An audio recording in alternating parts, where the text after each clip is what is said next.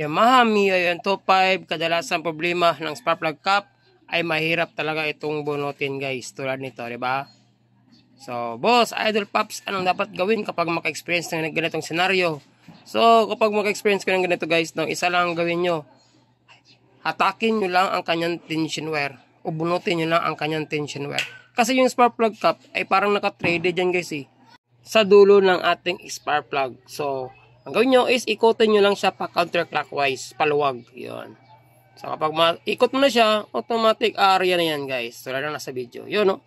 Ganyan lang. Para hindi masira yung ating spark plug cap at mabasag yung rubber niya. Pati na rin ang dulo ng ating daanan ng ating tension wire. So, ganun lang guys. Basta huwag nyo lang siyang sikwatin para iwas disgrasya sa ating spark plug cap. Ay ideya sa mga MIUI 125 users. Ayos.